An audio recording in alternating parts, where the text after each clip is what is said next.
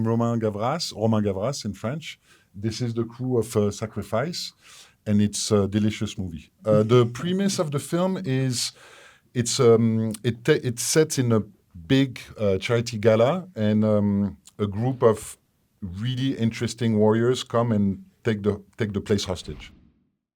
Since a very young age, I've wanted to throw people in volcanoes. With my amazing co-writer Will Arbery, we started, pulling that thread of that story of having almost two worlds clashing, the world of as we know of fame, of power, and a way more radical world.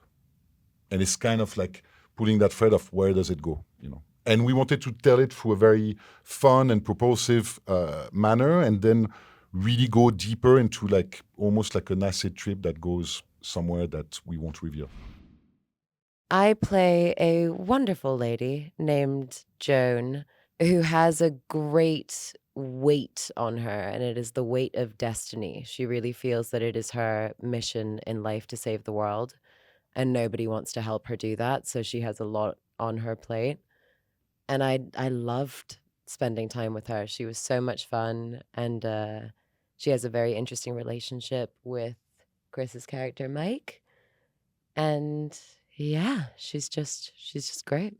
Mike's a famous actor who's in a little bit of a personal crisis, and he's at this gala, and Joan comes crashing in, and he sees all the things that are missing, someone with passion and purpose and meaning and conviction, and she tells him he's special, and he follows her because, I always interpreted it that Joan was almost a manifestation of his soul, someone trying to shake him free from these old patterns of egoic trappings that he's trying to wake up from.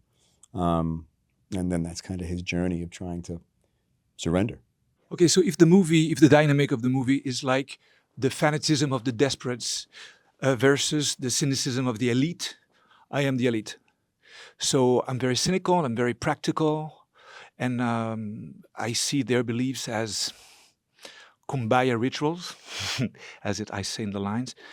And it's really the dynamic between this. I think, Romain is the one to say that, but I really feel like it's a satire. And even though it seems to be very over the top sometimes in movie, I think it's a really good reflection of what we can see when we go to these charity things and the whole shows, that doesn't make sense really. So suddenly confronted to those people who are really moved by something meaningful, we look like Boy Scouts, really, these elites, I play Oliver McGregor, an agent from CAA who represents Mike Tyler, as Chris's character. But, in this world of sort of, this facile or these facades that, Mike Tyler lives in and sort of he gains his ego from, he's sort of, as his agent, it's his job to keep that ego for his own profit and for everybody's profit. So, he's his maybe only friend, but he also uses him. So this is that's sort of his world. And he's also kind of the most regular person who outside of Ambica, is the most everyday person who's dealing with this world. He's between the two worlds. He's an agent, so he has influence, but he's also not a star, so he's maybe not as well known. I play Arthur, and I think he's a bit incestuous, maybe, or so John Malkovich's character is Gunnar, and they come from a Nobel Prize winning family. So there's logic to it, but his sister, that is played by Anya, Joan, she's just very charismatic. She's like a Charles Manson type sect leader, and these characters are so convinced of the divinity of the mission. So you can see the young footage of Arthur, and he's convinced. He's in love with his sister, which I think he would be in love with someone else if they had met other people. but they haven't met anyone else. They've been in the forest, you know, going full Baader Meinhof, you know, terrorist gang activities. I think he, like Roma explains it, he kind of takes the feminine traits because Joan is so masculine, you know.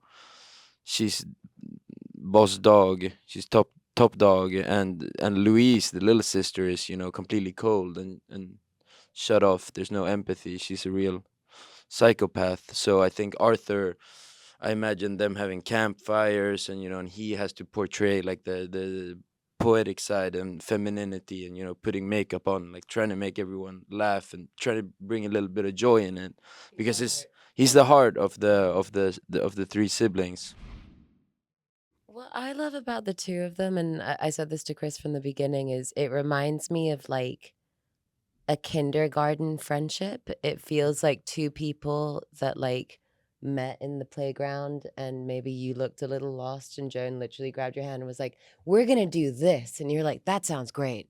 Let's go that direction." It felt very pure, like just a genuine like, oh, we come at things from very, very different ways, but we're both really intrigued by what the other person has. And I think Joan sees, not in like a, well, sometimes in a scary way, but I think she sees your potential and it's like, "Ah, Mike, you have no idea. There's this like whole big world out there, and you might get to see it before I throw you in a volcano."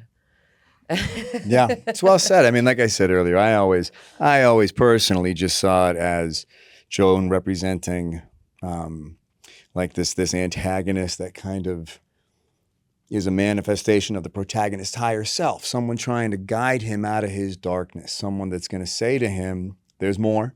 You're looking for that, but you got to follow me." And it's full of risk and danger because Mike's only operating from one hardware, his brain, his fear. And Joan continuously tries to guide him, but ultimately he has to make that leap. And she's continuously trying to get him to surrender and accept, and to, you know, she's not trying to give him anything. She's trying to get him to remember what's always been true.